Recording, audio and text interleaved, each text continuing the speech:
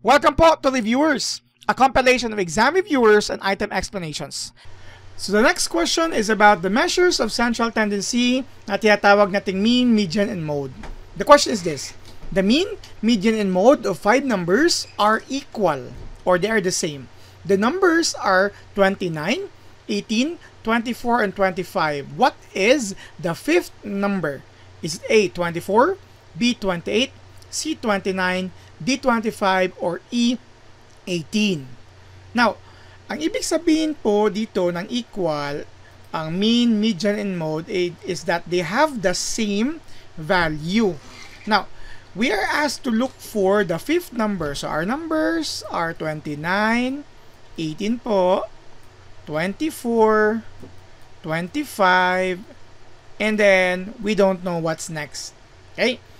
Now, I would like you to go into the idea of mean, median, and mode. Yung mean kasi, it's a number po that is computed that involves all of them. So, ito po ang possible na pwede natin i-last here. We're going to look muna sa median and mode kasi nga po, this value of mean is affected by all. So, whatever number we try here, may 5 pwedeng i-try po. Baka matatagalan po tayo, especially if it's examination. Now, it's easier for us to look into the median and mode kasi yung median, i-arrange mo lang naman eh. And then we're going to look at the middlemost number. And yung mode is the number that is most, repeated in our set of data. Here's the hint. We will start with the idea of the mode po. Okay? Kasi pag sinabi natin na may mode, there should be a number or a data that is repeated. Take note that we have 4 numbers here. So, 29, 18, 24, and 25. If we are going to assume here another number na di po 29, hindi 18, hindi 24, and hindi 25, we don't have a mode po. Kasi yung mode dapat, it will repeat something here. I'm talking about this number 28 po. You drop nyo na po yan. Hindi na po yan tamang sagot. Kasi nga po, if you are going to have your 28, there's no mode. And yung ibinigay na situation is, there is a mode, and it's the same as median and your mean. Okay? That's how it happened. How it happens now. Okay? So, drop your 28. Di na po yan pwede. Now, let's locate the median. Baka dito, matutulungan tayo. Okay? Median is one way, is the centermost data if we are going to arrange our set of data in either ascending or descending order. Pwede po yung dalawa. But of course, the commonly used here is ascending. So, i-arrange muna natin. 18. Okay? 24. Tama? You have 25. And you have your 29. Without computing po, I'm teaching you here strategies to solve this. Okay? Now, here's the hint for this median. Since the value of the median is the same as the mode and the same as the mean, di na po pwede yung 18. Bakit nga po? Di pwede. Say for example, let's say 18. Sige, 18 po siya. So, may mode na po tayo. Yung mode natin is 18.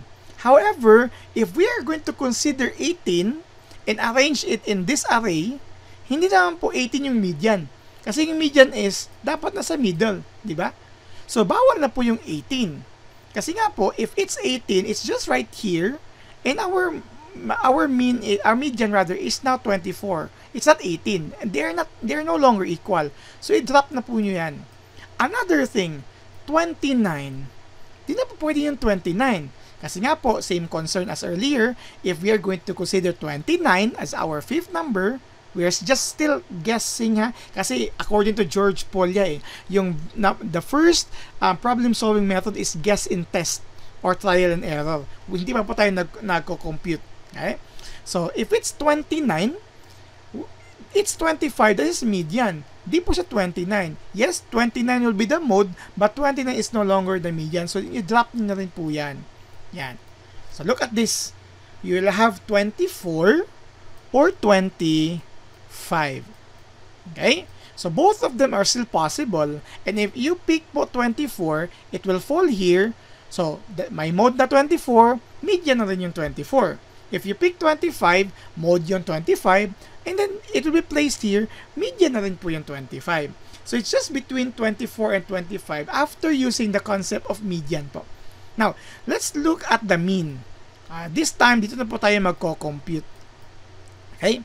Pwede nyo pong itry yung 24 and 25, or you could try just this 4 lang po muna. Okay? Pwede nyo pong itry lahat, but I'm just going to let you try this value.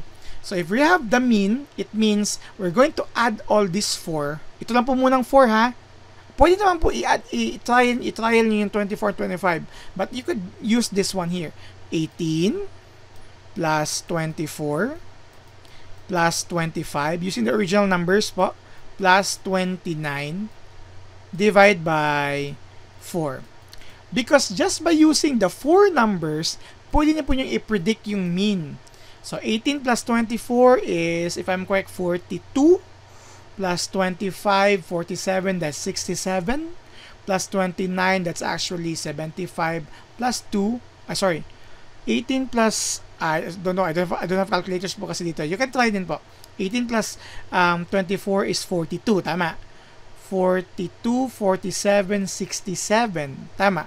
67 plus 29, 67 plus 29 is, we have 76, 96. Divide by 4. So when you divide 96 by 4, that's actually 24. This is the mean of the 4 numbers na po muna. Okay, I'm not declaring is the correct answer, okay?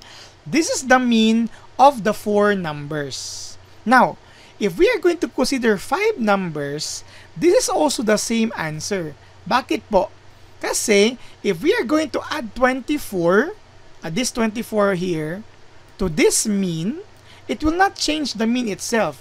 Kasi nga po, if you're going to add 24 to 96, 24 plus 96, okay, that's actually 120, and you divide it by 5 now, it's still 24 itself.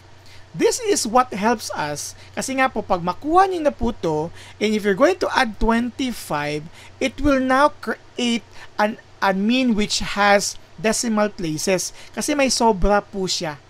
If this is 25, the 24 will not be possible now. So from here itself, the answer to this item is 24. Once you add 24 to the mean will still be 24 itself. Hopefully na-gets nyo po. If you're going to add 24 here, 24 now is your median. And as you can see, 24 is your mode. So the only number among these 5 that is possible for us to come up with the same mean, median, and mode from the given 4 numbers is A, which is 24. If you're not able to understand this po, you can try naman. You can try plugging in 24 and divide by 5 or 25 divided by 5. If it returns to a specific number that is not possible to be used here, yun na po yung sagot natin. But these are all possible because number 1, we started with the idea of the mode.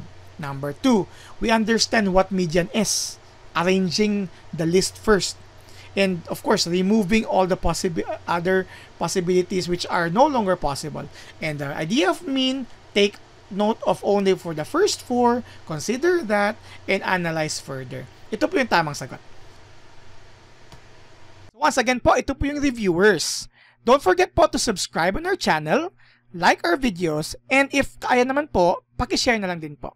And leave a comment po for our future videos improvement.